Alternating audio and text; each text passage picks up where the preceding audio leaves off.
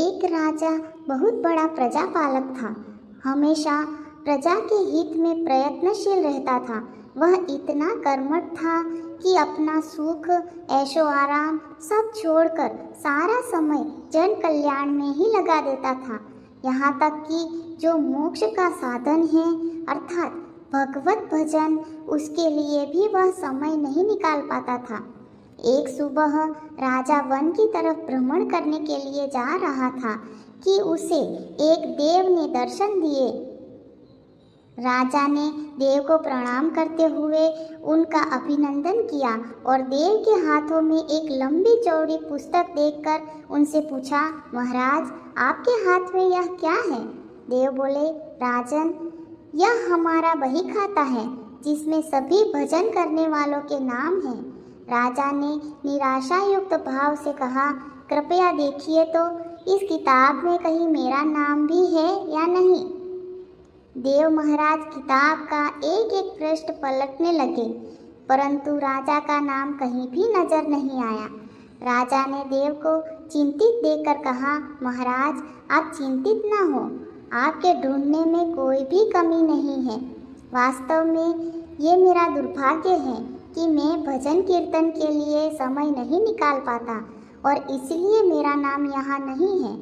उस दिन राजा के मन में आत्मग्लानि सी उत्पन्न हुई, लेकिन इसके बावजूद उन्होंने इसे नज़रअंदाज कर दिया और पुनः परोपकार की भावना लिए दूसरों की सेवा में लग गए।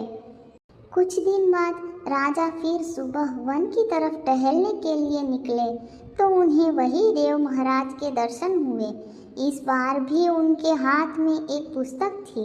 इस पुस्तक के रंग और आकार में बहुत भेद था और यह पहली वाली से काफ़ी छोटी थी।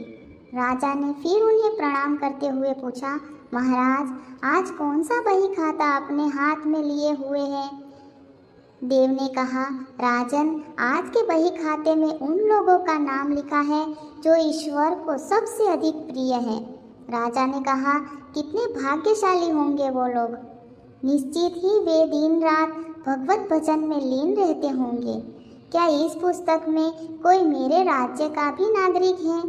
देव महाराज ने बही खाता खोला और ये क्या? पहले पन्ने पर पहला नाम राजा का ही था। राजा ने आश्चर्यचकित होकर पूछा, महाराज मेरा नाम इसमें कैसे लिखा हुआ है? मैं तो मंदिर भी कभी कभार ही जाता हूँ।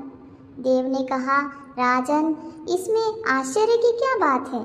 जो लोग निष्काम होकर संसार की सेवा करते हैं, जो लोग संसार के उपकार में अपना जीवन अर्पण करते हैं, जो लोग मुक्ति का लोभ भी त्याग कर प्रभु के निर्बल संतानों की सेवा सहायता में अपना योगदान देते हैं, उन त्यागी महापुरुषों का भजन स्वयं ईश्वर करता है। हे राजन, तू मत पछता कि तू पूजा पाठ नहीं करता। लोगों की सेवा तू कर, असल में भगवान की ही पूजा करता है। परोपकार और निस्वार्थ लोक सेवा किसी भी उपासना से बढ़कर है।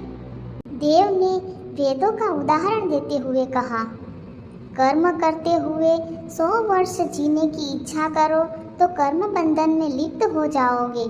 राजन, भगवान दीन दयालु है, उन्हें खुशामद नहीं भाती बल्कि आचरण भाता है।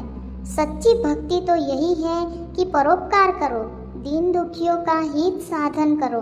अनाथ, विधवा, किसान व निर्धन आज अत्याचारियों से सताए जाते हैं। इनकी यथाशक्ति सहायता और सेवा करो और यही परम भक्ति है। राजा को आज देव के माध्यम से बहुत बड़ा ज्ञान मिल चुका था और राजा अब समझ गया कि परोपकार से बड़ा कुछ भी नहीं और जो परोपकार करते हैं वही भगवान के सबसे प्रिय होते हैं। जो व्यक्ति निस्वार्थ भाव से लोगों की सेवा करने के लिए आगे आते हैं, परमात्मा हर समय उनके कल्याण के लिए यत्न करता रहता है। हमारे पूर्वजों ने कहा है कि परोपकाराय पुण्याय भवति, अर्थात दूसरों के लिए जीना, दूसरों की सेवा को ही पूजा समझकर कर्म करना परोपकार के लिए अपने जीवन को सार्थक बनाना ही सबसे बड़ा पुण्य है। और जब आप भी ऐसा करेंगे तो स्वतः ही आप वह ईश्वर के प्रिय भक्तों में शामिल हो जाएंगे। जय जय श्री राधे।